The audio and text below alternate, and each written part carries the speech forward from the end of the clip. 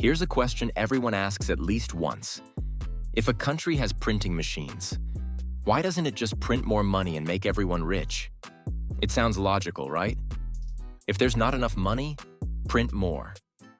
Problem solved. Except it's not. Because when countries actually try it, it doesn't create wealth. It destroys it.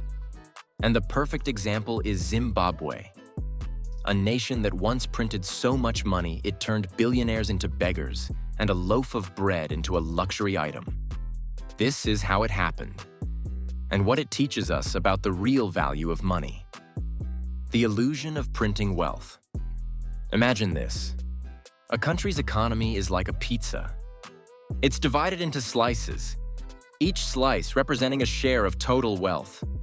Now, printing more money doesn't make a bigger pizza. It just creates more slices of the same size. Each slice becomes thinner, and everyone's share is worth less.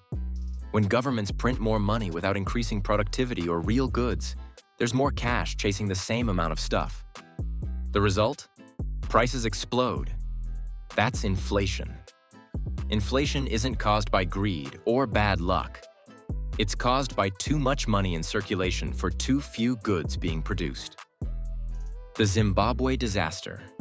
Let's rewind to Zimbabwe, early 2000s. The government faced economic collapse, massive debt, and unemployment. To fix it, they started printing money. Fast. At first, it worked. Salaries rose. People felt richer.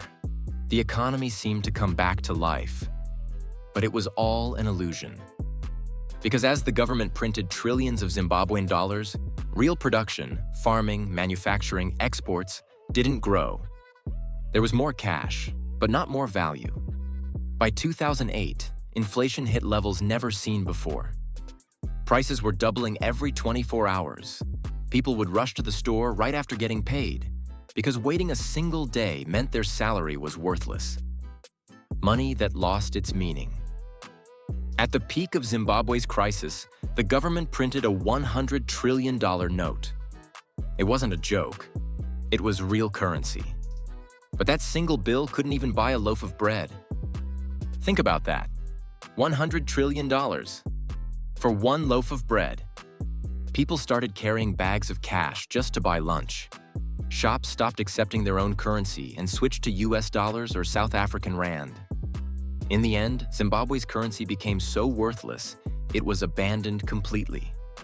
The government eventually had to dollarize the economy, meaning they used foreign money because their own was dead.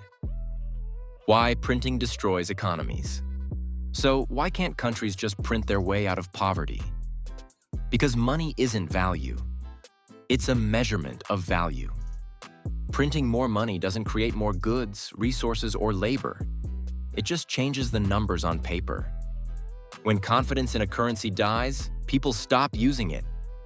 And when that happens, it's not just inflation. It's hyperinflation, and it collapses everything. Savings vanish overnight. Businesses shut down. Imports become impossible. People turn to barter or foreign money. That's exactly what happened in Zimbabwe, and later in Venezuela, Argentina, and even briefly in post-war Germany. Printing money feels like a shortcut to wealth, but it's actually a trap. Because if value isn't created, all you're doing is watering down the currency until it evaporates. Zimbabwe proved it. You can print cash, but you can't print trust, productivity, or prosperity. If you want to understand how money really works and why some nations rise while others collapse, subscribe to Financial Patterns, where we turn global economics into lessons for your personal wealth.